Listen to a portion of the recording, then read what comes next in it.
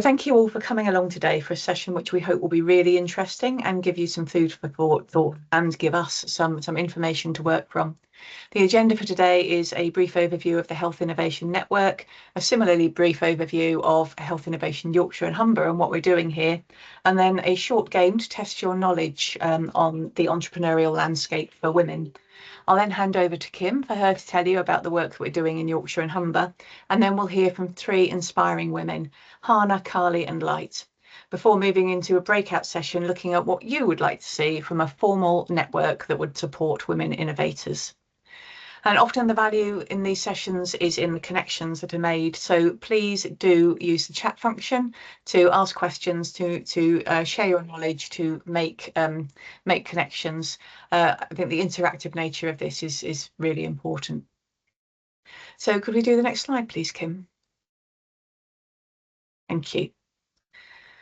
So there are 15 health innovation networks in England, and we were set up back in 2013-14 to nurture the innovation pipeline and to support the NHS to take up innovation more quickly. Because we operate locally, we're embedded into our systems and we have a deep understanding of the local innovation needs. And we draw on our national expertise to source and implement solutions, and vice versa, we bring that local perspective into solving national problems. As it says on the slide, we tackle national problems in locally tailored ways and in partnership with our local systems, so everybody benefits from innovation. Next slide, please, Kim. And we get some really good results. So more than 3.9 million patients and their families have benefited from our national programmes and initiatives since 2018. That we have put in more than 340,000 hours of healthcare staff capacity has been released through our programmes and initiatives since 2020.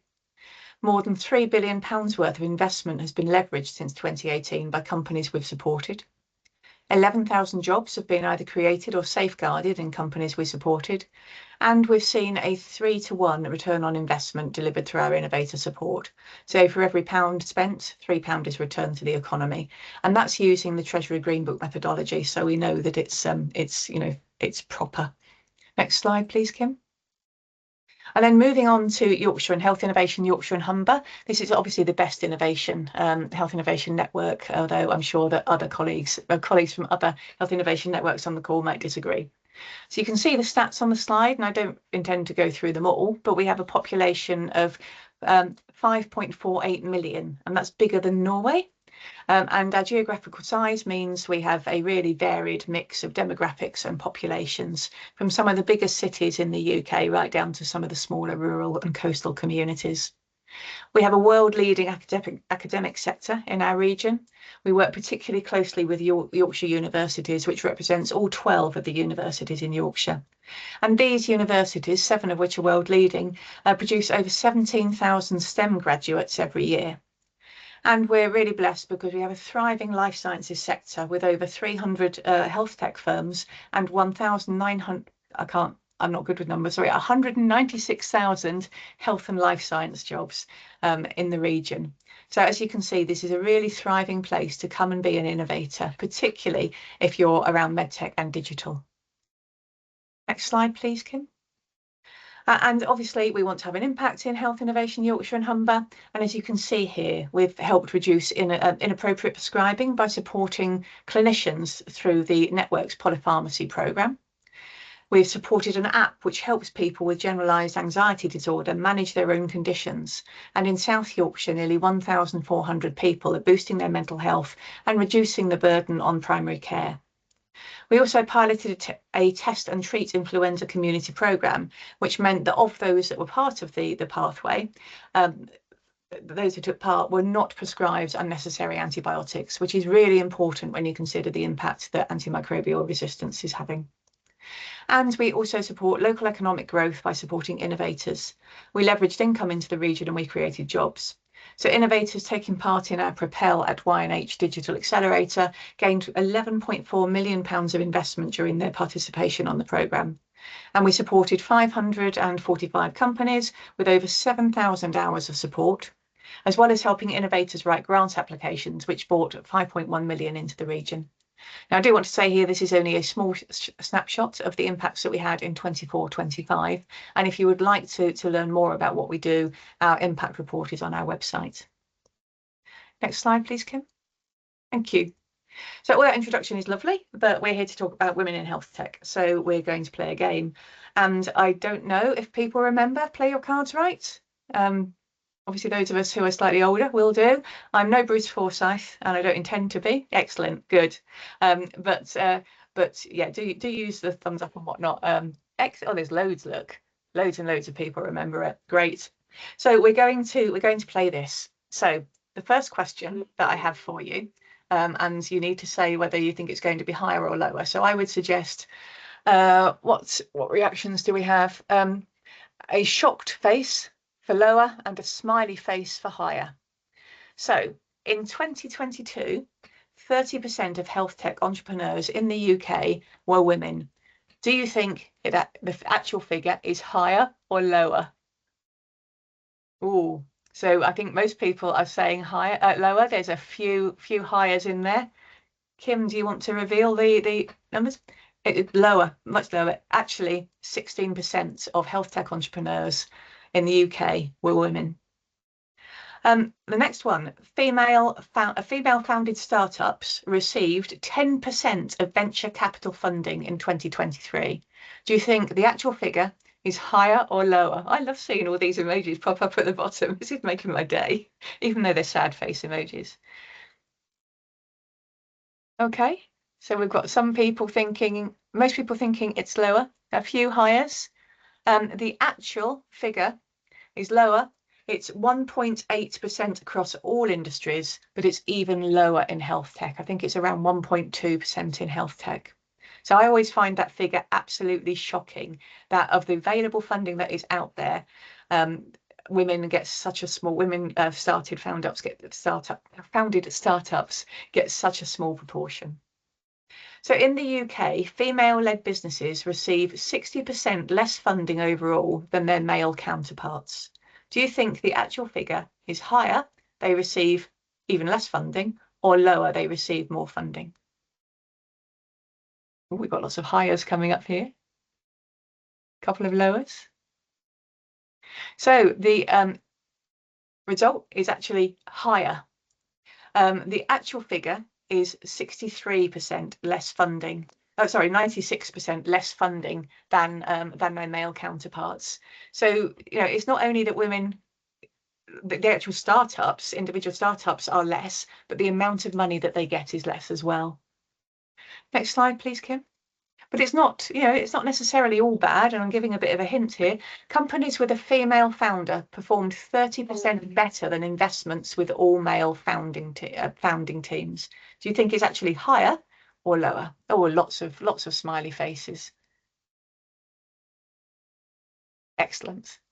So the actual figure is 63%. So they performed 63% than investments with all male founding teams. So women get less of the money, but they do better with the money they get. And then the final one is women-led startups deliver 20% higher returns per dollar invested compared to male-led teams. Do you think that is higher or lower?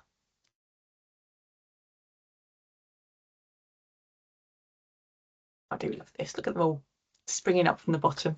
I got a bit too trigger happy there as well, Kathy, because I clicked too quickly, so everybody got the answer, and that was a really good one. So women-led startups deliver 100% higher returns per dollar compared to male-led teams. So we don't quite know the reason for that, whether it's because those women who do get to the top are really, really, really focused, or whether it's just by benefit of a gender. We know that if you have a mixed board, the company makes better decisions than one that is all male. So some shocking stats there, I think, and Kim and I have done a little bit of work into looking at why the challenges are there. So I would like you to give us, sadly, a thumbs up if you have experienced limited access to funding and you think it is because of your gender.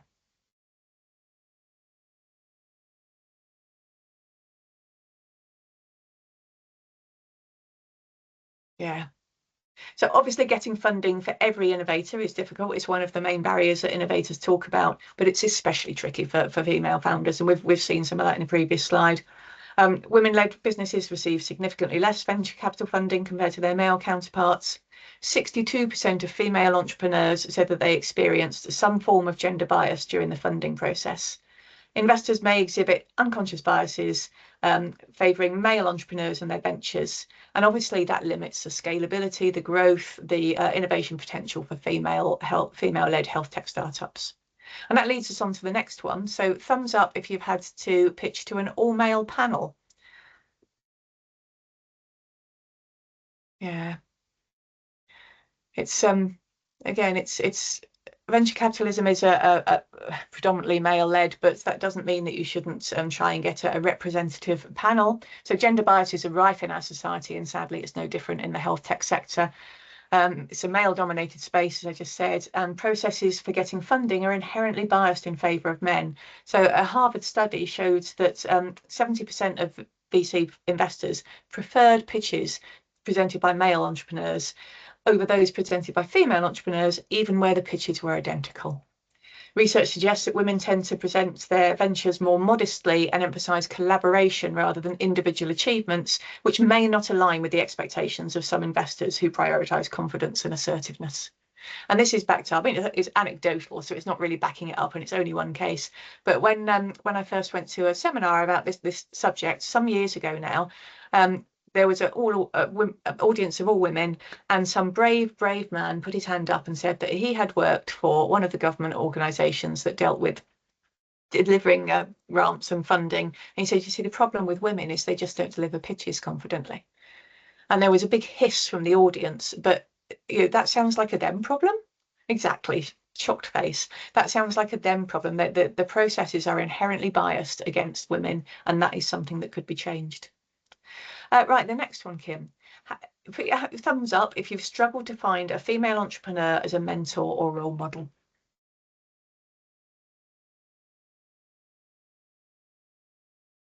So unsurprisingly, there are fewer female role models for women entrepreneurs, and that limits access to guidance, support and opportunities for collaboration. So there's a bit of a vicious cycle going on here. The lack of representation also contributes to a sense of isolation, makes it harder to build a robust professional network. And it means that, if you that phrase, you can't be what you can't see. If you're not seeing the women out there, and the women aren't there to help you get through and mentor you, you are less likely to succeed. Okay, so thumbs up if you think you've built a strong network and have good industry connections. I'm glad there's one. Oh, good. Excellent. So well done, because building strong networks and industry connections is critical for the success of any startup. However, women entrepreneurs in health tech may face barriers in accessing the right networks and establishing relationships with key stakeholders, including industry leaders, investors and potential customers. And obviously limited access means limited opportunities for partnership, collaboration and market expansion. Networking opportunities such as industry events and informal gatherings might be biased towards men, making it harder for women entrepreneurs to establish those relationships. I think we're seeing slightly less of that, but it's still an issue. I can see that Kim is chipping me on here. Am I taking too much time? So we'll move on to the next one. Give me a thumbs up. Again, not really a thumbs up. If you have caring responsibilities for parents, relatives or children, and the school or care home has called you first, even though your partner is also on the call list. Yeah, it happens so often. Or if you've worked late because you've had to do household chores that your partner hasn't had to do. I don't think there's any need to go into this further, really. And then finally, an extra one, thumbs up if your innovation is around social responsibility or social value rather than a widget. And the reason that I'm asking that, is because on average, and recognising that this is a generalisation, you are more likely to see social value innovations from women than men, and the ability to get funding for these type of ventures is harder. Yes, as if you have a partner, yes, and if you're not doing it all yourself, yes. So thank you very much for bearing with me on that. I hope you're not too shocked by the figures, and that it's firing you up to do something about this, which is what fires up and gives Kim and I the passion. We think this is massively unfair, and this hence starting up this network. Over to Kim. Thank you so much, Kathy, and thank you so much for setting the scene. And Kathy is absolutely right. It's the sort of anger, rage, and sort of passion that keeps us going, really. But what we're looking to do is channel what we know to do something about it. So this is a collaborative piece of work, and we're very much looking for partners, supporters, sponsors, allies, and all of the above, really. So if what we talk about today resonates with you in any way, then please reach out. My details will be shared at the very end of the presentation, and I really would love to chat with anybody who would want to explore further about what we do, how we move forward, or just really to talk about what you've heard today and what we could do about it. So very, very quickly, just go through what we've done as a network. So about a year ago, I was lucky enough to be asked to scope the landscape about what is happening and look at some of the good work. So we began by comprehensively understanding the women in health tech ecosystem, including the current activities and gaps. And that was really to identify what our role was in fostering collaboration to really amplify that impact. So a byproduct of this, really, which was a happy coincidence in all the conversations that we're having with absolutely brilliant people across the system, and this was with females and so women and allies, but it really opened up that dynamic community of passionate colleagues. So everybody I spoke about recognised that there was an issue and really wanted to do something about it. Their collective drive is absolutely inspiring, and what we want to do, and very much like I've just said, really is to aim and harness that energy for greater impact. So use that frustration and do something really positive with it. So we've done some things in-house, really. So by convening those stakeholders, we hope to identify and prioritise the actions that we wanted to take forward that will lead to the most meaningful changes in this space. So we recognised very early that this was what our next step was. So although amazing work was happening, it was often happening in silos. And one of my favourite sayings is, you don't know what you don't know. So the amount of times that information would come across my desk or my colleagues' desk to see what was happening, and we weren't aware of it, we very much began to realise actually that there's something missing there. So we held an event back in February, which I'll come back to in just a second. Whilst we had some of those big ticket ideas about what we could do in this space, there were also small differences that we could make. We identified that we could do internally straight away. So we started to focus on how we could provide tailored support to female founders, working with colleagues to understand actually what support was needed to really support women within this landscape. And that led us to our event in February. So this was the Women Shaping the Future in Health Tech event. So just very quickly, we brought together women across the sector. So recognising that it's very little that we can achieve by having a room full of one group of people. So innovators or founders, funders, healthcare workers. We brought everybody across the system together, really to look at what those challenges were, but we wanted to highlight and share the success. So despite the awful figures and facts that we know to be true that we've just gone through with Kathy, there was still absolutely amazing work happening, and we really wanted to shine a spotlight on that, as well as recognise the challenges that we faced in this sector. We spent the majority of the time trying to really understand what our role was and what we could do to support women in this space and what our next steps were. So really tried to use that time to do something useful and meaningful. We put together a paper with recommendations. So the event marked just the beginning of a broader movement for us at Health Innovation Yorkshire Humber, really aiming to address the significant underrepresentation of women in this sector. So during my lit research that I did for this piece of work, at the current pace, it'll take more than 130 years to close the economic gender gap worldwide. And that is absolutely astronomical. I have daughters, nieces, friends, and all of the above, and to think that it would take us that long to get equality economically is just absolutely madness. It doesn't just make sense for us to do this because it's the right thing to do. So altruism, sadly, will never move mountains. From the stats we've already talked about today, it's not just about doing it because it's the right thing to do. So supporting and backing women in this space makes absolutely the best sense. It makes the best business sense, it makes the best financial sense, and it makes the best economical sense. So I personally will always be driven by wanting to improve inequalities. But even with that aside, supporting women to enter, remain and thrive in the health tech and innovation landscape means everybody wins. So it's something that we need to do. From that paper, we listed the outcomes and recommendations. Sadly, we don't have the time to go through all of them today, but we will focus on obviously the network side. I've shared a QR code there. So for anybody who's interested, hopefully you'll read that in your spare time. Again, if you've got any questions or anything that you want to talk about through reading that, please reach out. And we can look at some of those options further. But what was prominent in our findings, and what we've already touched on a lot today, is that there's a gap in the market for this type of network to exist. So we want to pursue that along with partners to make this a sustainable, helpful and powerful network to support women in this space. But to do that, we really need your help. We want to build this not only for you, but with you, ensuring that it's something that will work and that is wanted and needed by you. And that's what today is about, really. But before we get into that, I think it's important to hear about the shared experiences from some of us in the room, and with the lived experiences within this space. I'm very, very, very happy to introduce some of the wonderful women that my work has brought me into connection with. And I am so grateful for coming in the paths of each of our three speakers today. So we have Hannah, who has a breadth of knowledge in the funding and financial sector, and who currently works at Big Issue Invest. And we also have Carly with us today. Carly has worked very closely with us at Health Innovation Yorkshire Humber and one of our Propel programmes that Kathy's already talked about earlier today. Carly is a founder and CEO of Wellbeing Reimagined, and Maggie. We also have Light with us today. Light not only works within the NHS as an occupational therapist, how she's got the time to be with us today, I will never know. But Light has also graduated as a digital fellow from the Shuri Network.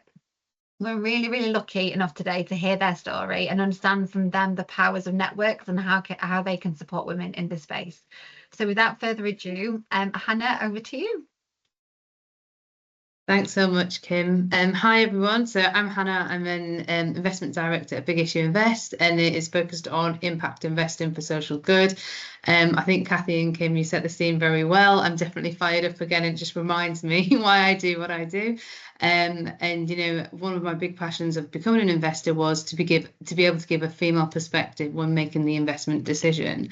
And we actively actually have like a 90% female representation on our investment committee as well. So it's brilliant. I don't have to always explain why things are a challenge in the women's space.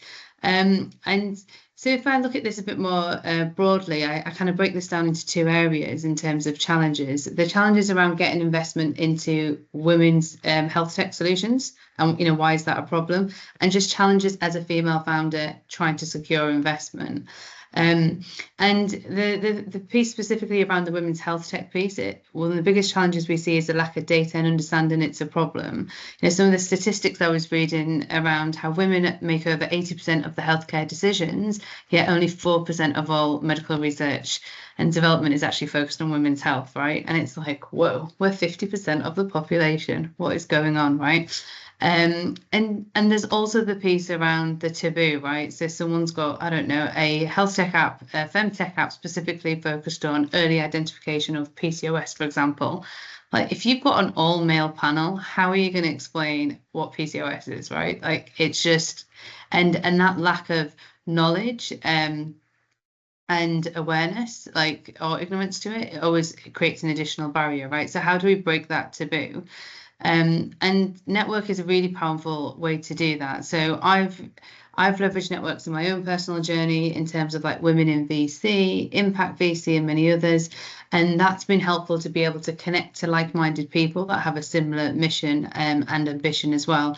And what I found is in order to kind of create more priority in these spaces, we have to have those conversations. So even there was a Femtech Accelerator initiative in London last year, and that was bringing all femtech solutions together and just creating the space to have the conversations and the challenges. There's a really good book I'd recommend as well that was on a London Health Innovation session I went to, which is called The Vagina Business. Quite an interesting name, right? But Marina, the author, basically interviewed 150 entrepreneurs and investors where they screened deals for women's health, and the feedback and insight is very eye-opening. And a big piece is around that educational piece, and actually why do we have to prove it's a problem when the data already exists? So things like that has helped definitely lower those barriers. And then how do we also think about So I just see some questions coming in. How do we also think about diversity in terms of age, in terms of ethnicity, etc., which is another layer to factor in on cultural nuances as well. So what I really love about this network in particular is that we're thinking about this from different angles of the ecosystem. So for example, I've got an investor angle. It's great to have light, for example, on from an OT perspective. I myself have been a carer of a parent in the past, so I can understand that perspective, but there's not many investors that have or understand that firsthand. So we do need these spaces to educate us, and of course Carly as well, like an entrepreneur's perspective and the challenges they faced. I did a lot of founder advisory before for females, and I was shocked at some of the things I heard, which kind of gave me more motivation in this space. So, I mean, the other piece I would also think about is how do we drive policy change as well? So how do we create evidence? And if we have a specific hypothesis or we know that there's a gap, how do we collect our efforts together to be able to open those conversations and drive those changes? And as I think we said before, women make financial sense to invest in as well. And that piece that I think, Kathy, you alluded to earlier around they're not confident enough, I think it's a different type of confidence, right? And it doesn't have to be the, I'm just going to ask for more money because I think I've got it. Actually, I found with our female founders that do pitch to us, they're a lot more thoughtful in the process and considerate and practical. And if anything, they have more grit and resilience to last when things go wrong as well, right? And it does happen. So things like that is really important. The other thing I would say is you're only as valuable as your network to some degree as well. So thinking about just different parts of the ecosystem, whether it's accelerators, whether it's women networks, diverse networks, health networks, etc., always go across industries as well to explore. It'll always open your thinking, and you'll be surprised at who you connect to that will open another door for you as well. Like we see this happen a lot in other spaces, but if you meet someone at a network and they can open another door, then that's how these conversations happen, and that's how a lot of my opportunities have happened in the past as well. The last thing I'll mention as well is just around the national and regional outreach. A lot of the activities happen in London, unfortunately. That's just how it goes. Even with Big Issue Invest as well, where I work, we're trying to get more regional outreach. And one of the things I was really keen on is saying I'm a northern lass, born and bred, Yorkshire lass, so I am going to stay in the north, but how do we actually get more money in more deprived communities that exist outside of London? So I really do love the regional outreach as well, and just here to support, and looking forward to the sessions later as well to hear the feedback on what we can do to improve. I'll hand back over to Kim. Thank you so much, Hannah. That's absolutely amazing. And genuinely, we could speak all day about this subject. So I appreciate it's a big ask asking you to talk for just a few minutes. So thank you so much. Carly, would you like to share your perspective as a female founder? Hi, yeah, I'm Carly Walter. I'm a neurodivergent woman, a hormone mentor, coach, and an holistic therapist, and I'm the founder of Maggie. I'll just tell you a little bit about why I'm a founder. I'm a founder of a wellbeing tech platform designed for neurodivergent and hormonally sensitive women. And my work sits in the intersection of health, lived experience, and innovation, and much of it wouldn't have been possible without networks. When I began building Maggie, I wasn't your typical tech founder.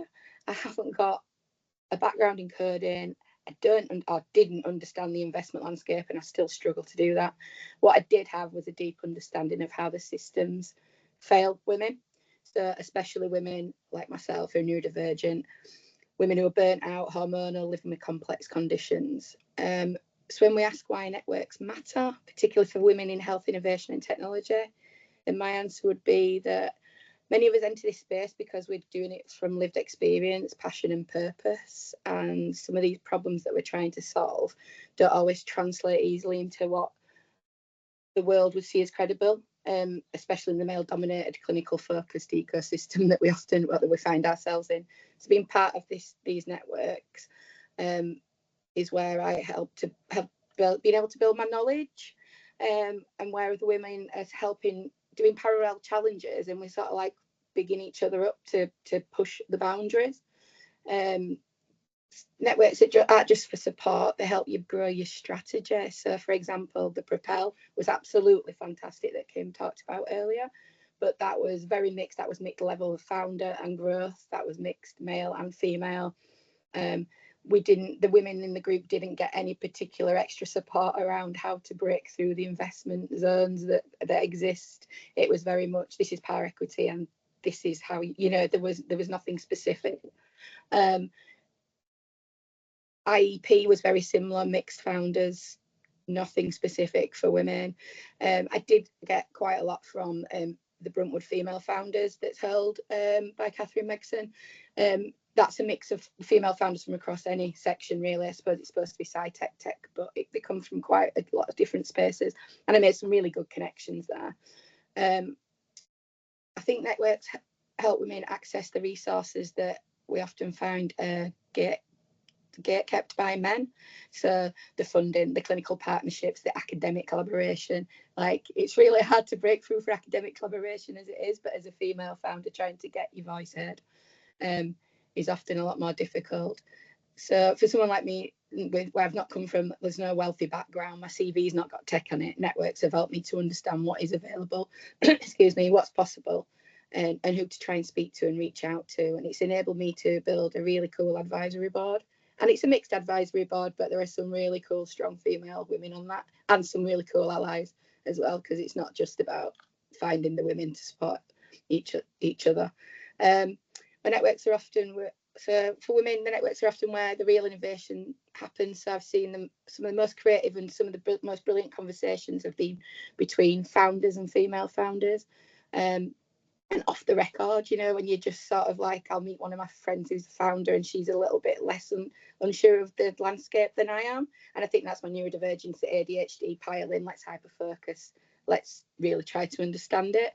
So when we meet every other week, she's like asked me to be on her board. I support her to then get a little bit further forward and give her the courage to get numbers. We were at Climb the other week and she was scared to get this number off this person she'd really wanted to speak to, who'd be great, brilliant for her business. So I just gave her that little push.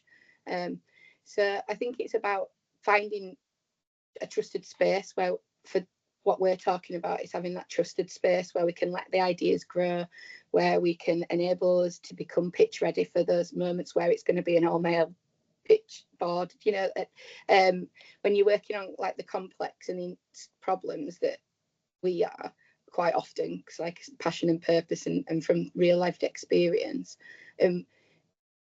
you kind of need somebody to, like Hannah said earlier, you need somebody to kind of understand that from the beginning. So if we can't get that from the people that we're actually trying to pitch to, then maybe if we can get that pre-support, that would be amazing from a vast array of people with different levels of knowledge in the area.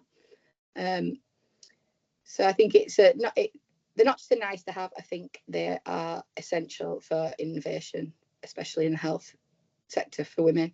They'll help to support resilience, give us opportunity, faster ideas, critical representation that, as we've talked about, we don't get, and build a community where we can get ideas, but we can also challenge each other and help build foundations to really get somewhere. On the back of that, another founder that works with me quite closely is setting up FinTech Leads. She's just launched that she's got some funding and launched that today on LinkedIn.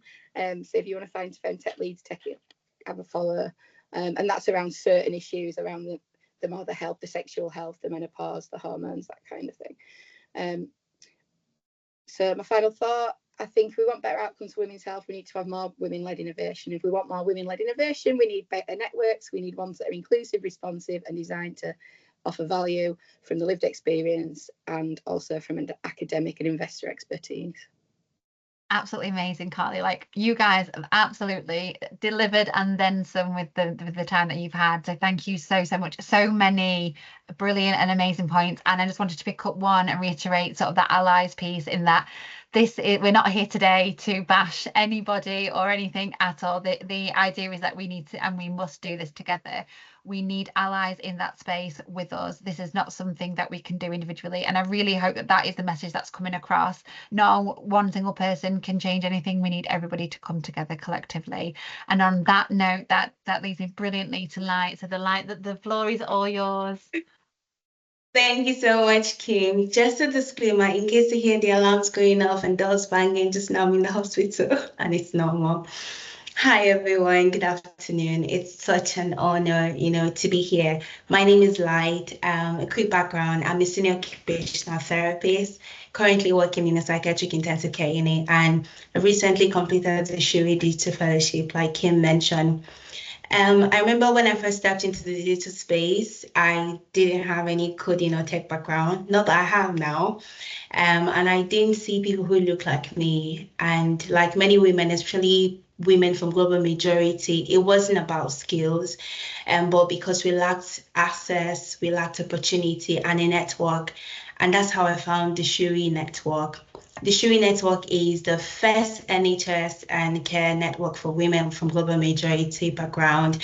It's a team that has made such a huge and massive impact celebrating women and that diversity in digital health, sort of challenging the system to take action and supporting women, from ethnic minority to succeed in their careers.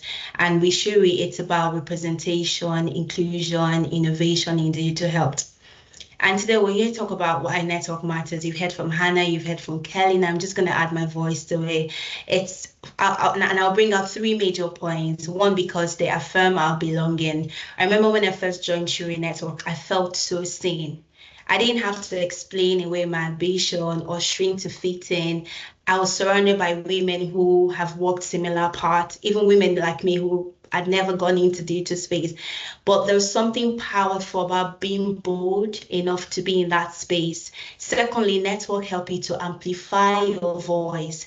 Through the SHIRI network, I was able to co-lead a regional podcast project that also helped give voice to all of us underrepresented clinicians and a platform to speak our truth, and help to shape digital health conversation. And it wasn't just about personal achievement. It was more of a structural one. It shifted who gets to, be heard in digital spaces. It amplified our voices. We did all the numbers, the data to show the percentage, and you find out that we have mostly men in these spaces. Now I'm getting to work with clinicians, I'm getting to learn my voices in digital space at work, and also how we can use AI to enhance our record writing at work. Thirdly, network help to build your power. And power is not just about title, it's about influence, about the confidence, the visibility. And that's something that happened with me with the SHIRI network. The SHIRI network opened doors that are not even there to knock on. And, it was like from NHS England roundtables to innovation forums like, today.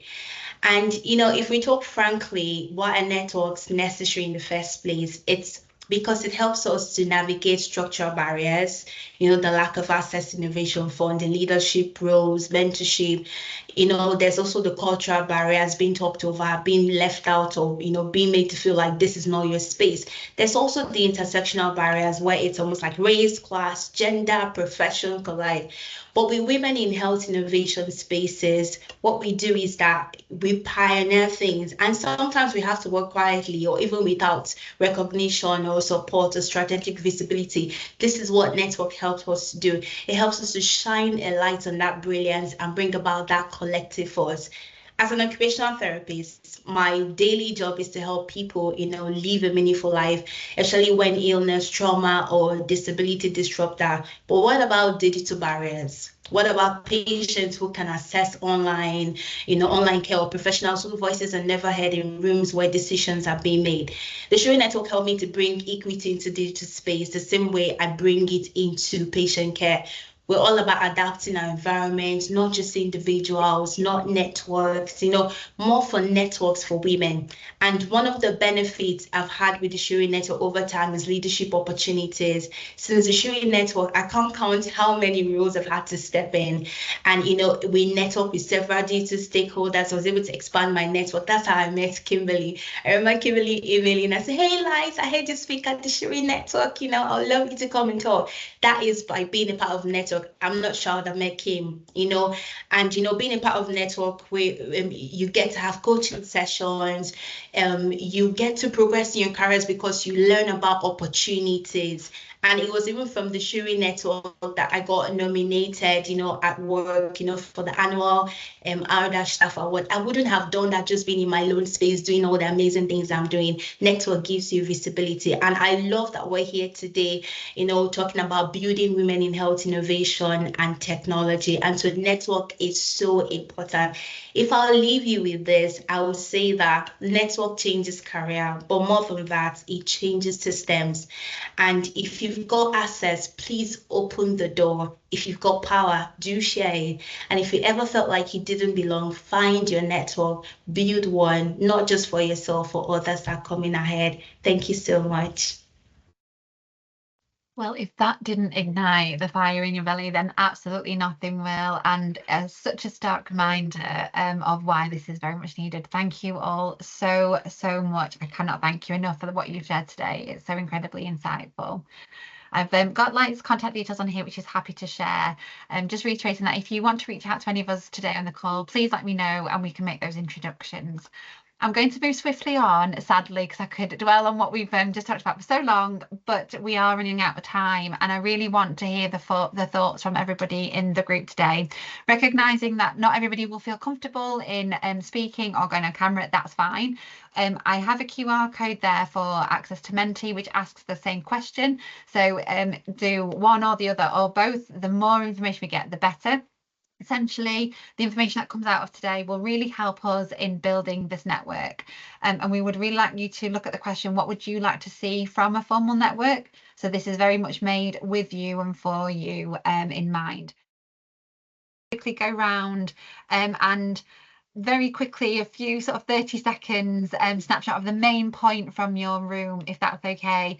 So I'll go first since I'm already sort of on the mic, so to speak. So the biggest one from us was the mentors piece. So actually access to mentors, both male and female, actually. So the importance of recognising allyship and making sure that all voices in the room are heard was one of the biggest things for us. Amanda, do you want to go next? Yeah, absolutely.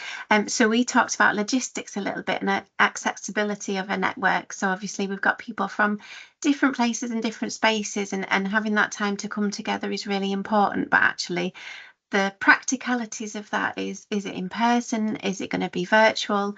How's the best way to really get together to make sure that we're supporting each other, but in a way that fits around all of the other life challenges? Yeah, absolutely. That's a big one. Thank you very much. Light, do you want to feedback from your room? Yes. So mine, I think one thing that stood out for us was about more opportunities to interact with other people as of when, more because we had people from different backgrounds, not all are health professionals, but people wanted to collaborate with health professionals, especially females, to be able to network ideas, and also more workshop for people to learn and to upskill. Brilliant. Amazing. Thank you so much. Carly, do you want to go next? Yeah, so we seem to hone in on the fact that we wanted opportunities and to collaborate, to be inspired by each other, but to do that, if we're going to do that through events, then to be flexible, not to be the same time every month or every week or however we decide to do it. Yeah. Maybe hybrid opportunities, and looking at a channel that we can have at our fingertips, whether that's a WhatsApp group with lots of different rooms, resources, Slack, something like that, where we can throw something out there and just say, hey guys, can anybody help with this? Does anybody want to collaborate over this? Do you want to come out and speak to me about somewhere else? And set up another room. So yeah, a dedicated space. Immediate support, I think. Brilliant. Thank you so much. Brilliant. Hannah, do you want to come in? Yeah, sure. I love the Slack channel idea, by the way. I've seen that work really well, so nice. So ours was more around access to the resources, events, education as well, right? So you don't know what you don't know. So how do you be able to, how do you find out about, for example, Climb 25 that was on last week, and they had so many great events on the health tech piece. And then also signposting education and tools. So like, how would you pitch to the right level, to the right investor, etc. And what kind of resources, tools are out there, what kind of grants and different types of funding are out there too. So access to resources, events, funding, that type of thing. Amazing. So something educational. Brilliant. Thank you so much. Kathy, did you want to come in? Yeah, thank you. So what came through really strongly for us was about a safe space that allows sharing, venting, progress, somewhere where you can talk to others and it be truly a trusted forum. And we'd also like it to have a diversity of approach. So the point's already been made about, you know, what time are the meetings, what place, whereabouts are they, what the content is, and the approach taken. So there was talk of breakfast meetings and online meetings and so on. And then we also felt that a directory of names and projects that was available would really allow collaboration. Okay, brilliant. Thank you so much. Annie, do you want you to come in there?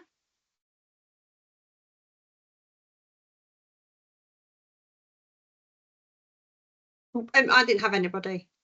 Oh, well, we just fit into those groups. Brilliant. Have I Yeah. got everybody then in that case? I think we might have. Yeah. Brilliant. So obviously there is going to be loads and loads. The QR code for the Menti will still be available. So please use that, utilise it and flood it with lots of information and ideas, because that's exactly what we'll need. Kathy, I'll go over to you just to do a wrap up if that's okay. Thanks, Kim. Thank you, everybody. I think it has been really, really useful. I did love what was said about challenging each other in any forum, and also about being bold. And I think as women, often we're not encouraged to be bold, and it can be difficult to be bold. But let's go out there and be bold. Let's be bold with this network. Be bold with what we do, and do keep your thoughts coming.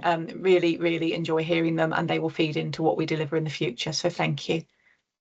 And that goes on brilliant actually to my very last slides. It's a huge thank you to everybody who supported today: Annie, Kathy, Hannah, Carly, Light, Amanda, and my colleague Sahar, who wasn't able to be with us today but was very helpful up to this point, so thank you all so much. Lastly, a huge thank you to all of the attendees today. It would not have been possible to do it without you guys, and it's not possible, even more so, to continue without your support and you feeding into this.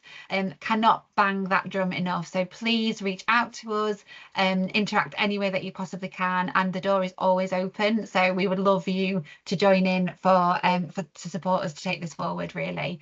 My contact detail is on the last slide.